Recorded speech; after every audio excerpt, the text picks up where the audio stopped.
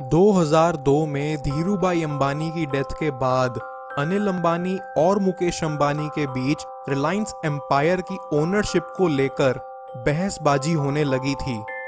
दोनों ही अपने तरीके से रिलायंस को चलाना चाहते थे। धीरे धीरे जब ये बात पब्लिक में भी आने लगी तो इसी लड़ाई को रोकने के लिए फिर उनकी मदर कोकिलाबेन अंबानी को रिलायंस का दोनों के बीच बंटवारा करना पड़ा, जिसमें अनिल अंबानी को मिले टेलीकॉम, एंटरटेनमेंट, पावर और फाइनेंशियल सर्विसेज के बिजनेस, और मुकेश अंबानी को मिला रिलायंस इंडस्ट्रीज और आईपीसीएल। हालांकि अनिल अंबानी को रिलायंस कम्युनिकेशंस बंटवारे में मिला था, लेकिन वो मुकेश अंबानी ही थे जिन्होंने रिलायंस कम्युनिकेशंस को शुरू किया था।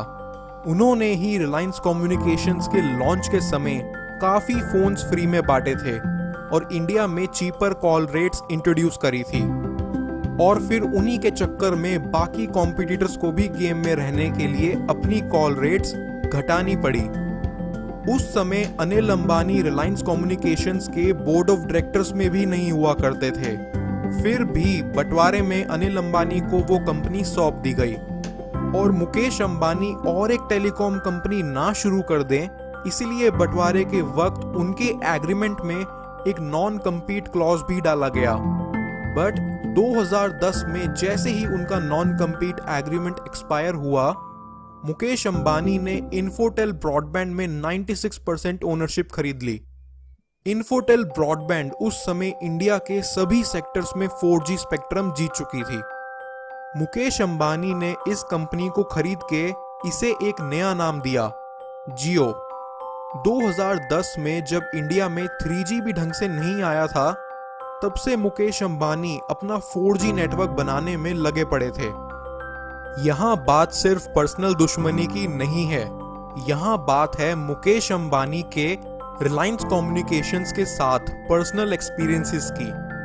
मुकेश अंबानी को एक बात डेफिनेटली पता है कि जो मार्केट में एग्जिस्टिंग नेटवर्क प्रोवाइडर्स हैं ना, वो ज्यादा खास नहीं है और वो खुद इस काबिल हैं कि उनसे compete कर पाएं। टेलीकॉम एक बहुत लुक्रेटिव बिजनेस है और मुकेश अंबानी इस बिजनेस के पक्के खिलाड़ी रह चुके थे।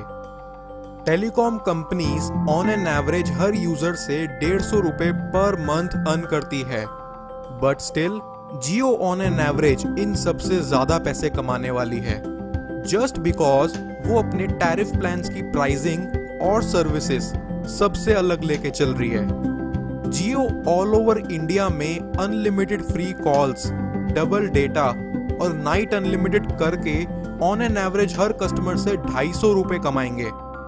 यही रीजन है कि वो अभी से लोगों को अनलिमिटेड डेटा दे के उन्हें सबकॉन्शियसली भी प्रिपेयर कर रहे हैं आगे ज्यादा स्पेंड करने के लिए, और साथ ही साथ डे बाय डे अपने नेटवर्क की कमियों को भी दूर करने में लगे पड़े हैं, ताकि दिसंबर के बाद पेइंग कस्टमर कोई प्रॉब्लम ना फेस करे।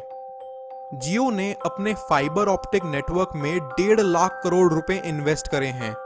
अगर हम एयरटेल, वोडाफोन और आइडिया को कंबाइन भी कर देना, तो भी ये उनसे 2 गुना ज्यादा इन्वेस्टमेंट बैठती है। ओवरऑल इंडिया को ऐसी कंपनीज की जरूरत है जो इतने तगड़े मूव्स उठाए और इंडिया में इन्वेस्ट करे, और मुझे पर्सनली नहीं लगता कि मुकेश अंबानी के अलावा इस प्रोजेक्ट को शायद कोई और संभाल भी पाता। It is a win win situation जहां लॉन्ग टर्म में कंज्यूमर्स और कंपनी